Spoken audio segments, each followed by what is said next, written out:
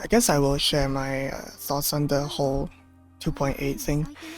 I'll start with Chisa, I guess. She's a mix of three characters with her ultimate taken from a fourth character, all from their previous game. And the only reason why I immediately chose not to pull for her is because her design is not very original. As for her character, I guess her character's fine.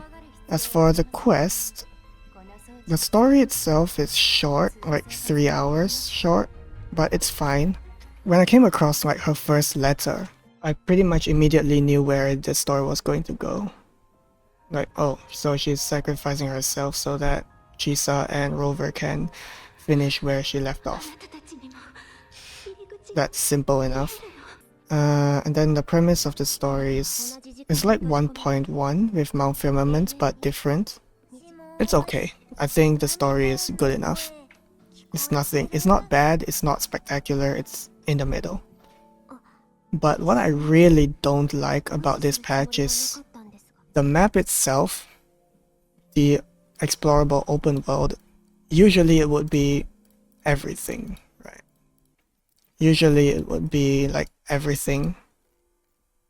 So I can go back to everywhere in the quest whenever I want. Even in like Sonorosphere parts, like the central hub. I forgot the name, I had to check. The central hub, I can still go back there. But for this, it's all here.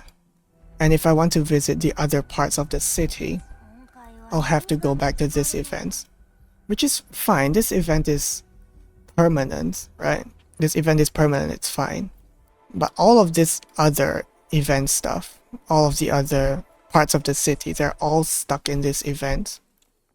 So if I want to go there and explore, to like walk around a little bit, I have to go into the event itself, when it could have easily been just put into one big level. And the more I do the event, the more of the level I unlock. Just like the actual event, but only that all of it would be joined into this explorable area, so that when I finish the event, I can walk around the entire city, just like all of the other previous open world areas. That's one of the things that I really do not like about this patch. The open world is split up between this and the event, and I don't see a reason why this has to be the case, because it's permanently available. Oh yeah, also the event, it could have been tied into the main story, like way more. I remember in the main story there was this tutorial, like, oh, you pick up stuff, and then you put stuff into, well, these slots, and then they were like, oh yeah, you can upgrade this later, you can unlock more slots. They don't touch it again for the rest of the main story. And then they were like, oh yeah, if you want to do more with this stuff, go to the permanent event that takes place after the main story and is completely separate from the main story. And that's also really weird, because all of the other places that are visited during the event are also visited in the main story. So why not have it that, let's say the main story starts here at the cafe, and then you have us do the event that unlocks the next area. The story for the next area progresses together with the event, so that as the next event area unlocks, I upgrade this stuff, and then the story for the next area progresses.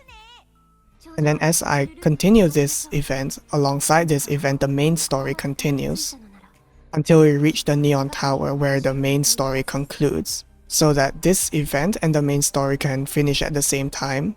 The endings will be satisfactory. Because when I finish the main story and it's like, oh, the cafe opening scene is done, oh, that's a nice little party, and then they're like, oh yeah, by the way, there's this whole event that you haven't done yet. Also, this is a personal me thing, by the way, but not being able to use photo mode in the event areas is definitely a big turnoff. I think it's separated because the event takes place after the main quest, but they could have just made the event take place during the main quest and just put both of them together. So progress from area 1, area 2, area 3. And once the event is done, once all of that is done, then I can explore everything in one map. That would make way more sense.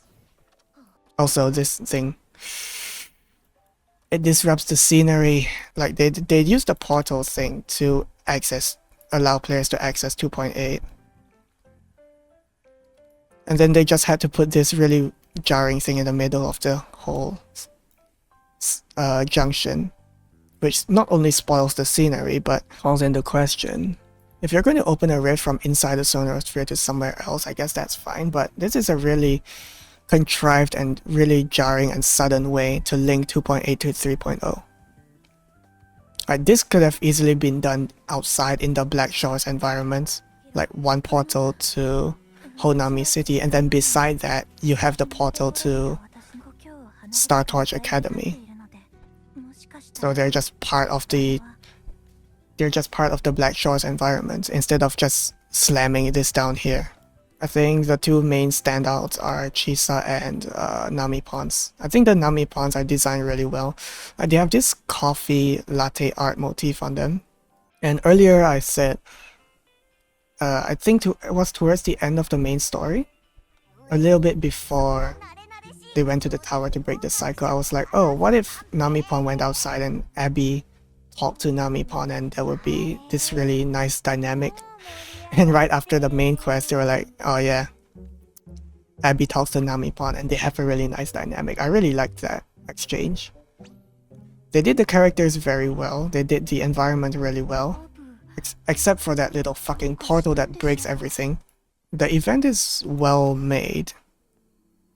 It's something, I guess, not spectacular, but it's good enough. I think the main problem I have with this update is the map and the way the event is just completely separate from the main story. If the event was just tied into the main story and I can explore the entire city at any point, or rather whenever I want after the main story is finished without having to go into the event, I think I would give this quest a way higher grade. Also, I wish they could have cut back on the whole romance thing, but whatever. This is a whole idyllic fantasy kind of nostalgia kind of feeling for the whole city and the update and stuff. So I guess I may give half a pass on that. Out of all the places, the first place I thought would be very cozy since 2.0 was Raguna City. It's super cozy. Then the hotel in Septimon is okay, pretty good, but not as cozy as Raguna City. But with 2.8, I would say Honami City is definitely the most cozy place for me, at least. It's preference, of course.